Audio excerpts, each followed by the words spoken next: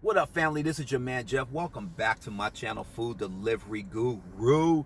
Today's July 1st, Wednesday, hump day.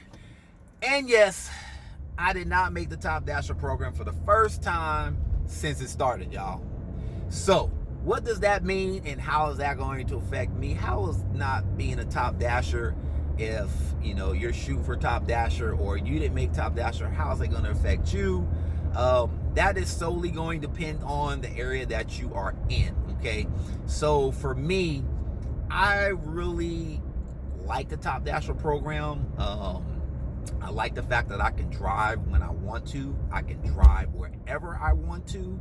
Although I haven't been doing any traveling because we've had all of this pandemic and this COVID stuff going on, shall I say.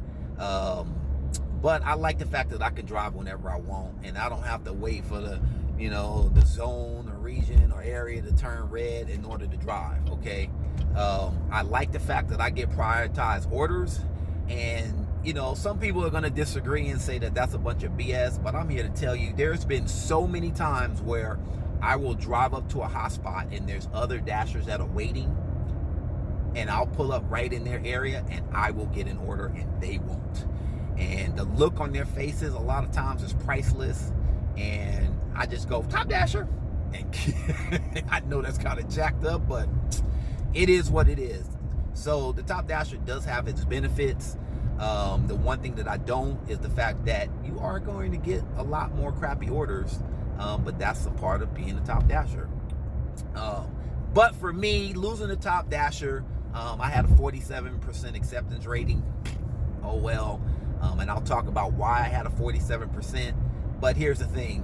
It's not really going to affect me in my area because my area, zone, region, whatever you want to call it, pretty much stays red most of the day. Okay? And so I'm not going to have problems jumping in. Now, if you're in an area where it's grayed out the majority of the time and it's hard for you to get a schedule, you might want to look at being a Top Dasher so you don't even have to deal with that. But, to each their own. Like I said, some people are going to want to pursue it and take advantage of it, and others don't really care because they don't have to because their regions are always busy. So, anyway, let me get into the reason why I didn't make Top Dasher this month. All right, so let's get into why I didn't make Top Dasher this month. But really, I'm going to go into how do you run your business, okay? A lot of people out here that are driving, whether you're driving full-time or part-time, do not treat this as a business, okay? And here's some of the things that I've learned from being a retail manager for 20 plus years, okay?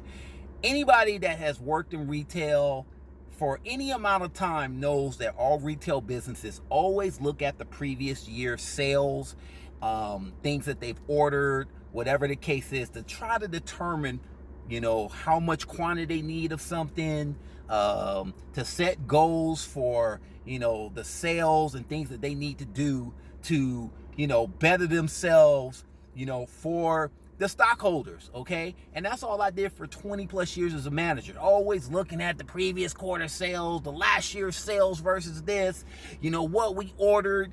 Good example like Easter. Easter is one of those holidays where you got to order eggs, okay? And so there will be some years where we would order 20 cases of eggs, and there's like 15 dozen eggs to a case, and we would sell out. And then some years we wouldn't sell out. So you got to try to base that on your ordering and all this stuff. Well, here's the deal. When you are driving, there's a lot of things that people should keep track of that they don't, okay? And some of the things that I keep track of is the amount of tips I'm getting, the types of orders I'm receiving, the mileage that I'm driving. These are some very, very important things. And you might ask why. Well, why do I keep track of this stuff? Because let's just say this, like I know because I drove last year on the 4th of July. For me, the 4th of July was a bum day, okay? Nobody was really ordering on the 4th of July, and, because mostly everybody was barbecuing at home and doing their own thing, okay? So the 4th of July was dead, okay? Now, last year, the 4th of July, I think, fell on a Thursday, or maybe a Friday. I don't remember what day it is. But, you know, this year, the 4th of July falls on a Saturday, okay?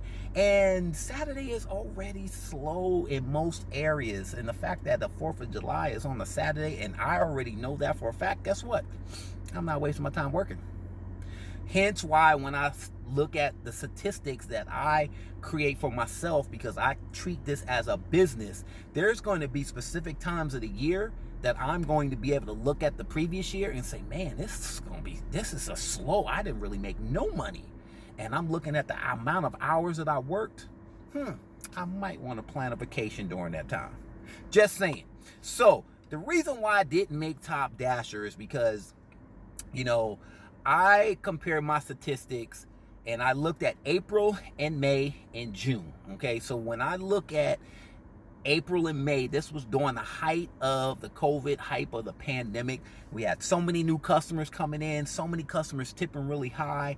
And so when I look at April and May, those numbers, as far as the types of orders I was receiving, the amount of tips that I was receiving, and the amount of time that I was driving to make the money that I like to make, both those months, comparable, April and May, were pretty neck and neck, okay? Now, let's get to June. June sucked. Straight up sucked, okay? Here's what I was looking at. 38% less tips than April and May for the month of June. 33% decline in the types of orders I was receiving from DoorDash from $8 and up, okay? 33% decline, 38% decline in tips. That's what I was looking at for the month of June, okay? And so you got all these lowball orders coming through that I'm declining because I'm not getting the main orders that I'm used to receiving. And so therefore, you know, the acceptance rate is there. I'm not accepting a lot of orders because they're trash, and I'm not going to accept a lot of orders. So hence, when I look at those statistics, and that's why I keep track of that stuff, is so that I can compare those statistics to, you know, when I get to next year and I look at those statistics, I'm gonna go, okay, well, you know, I know April and May was kind of like a fluke. Because we had the COVID pandemic going on, so those numbers might be a little high. And Grubhub, hold on. So this is how I look and run my business. I'm always comparing the stats and statistics and looking at how I can improve, how things were previous, and the type of money that I made, the types of orders that I was receiving.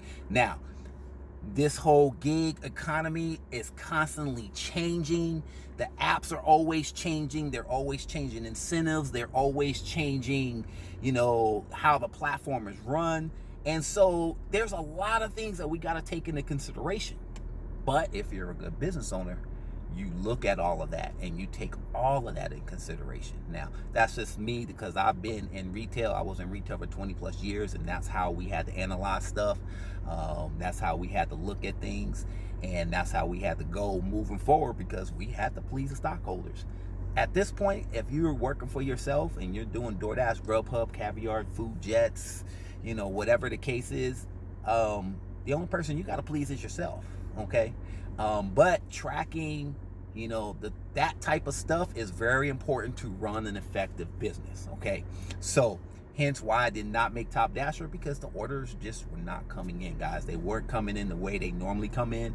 And, you know, let's truth behold, those 2 months I probably would not have made Top Dasher at all as well if, you know, this whole pandemic and COVID thing would have started, because, you know, that caused an influx of people, you know, to start ordering and get on the platform because they couldn't go to the restaurants and such, okay? So anyway, that's why I didn't make Top Dasher. No big deal, like I said, because I know my area is always pretty much red, so it's not a big deal. But I want to share this tip or share this video with you guys for those of you that have been working a gig economy before January 1st of 2020, okay?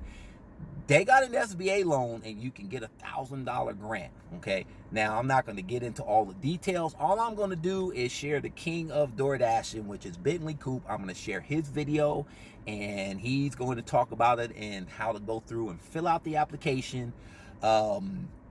And in the description, he's actually going to have the link that you can go to and fill this application.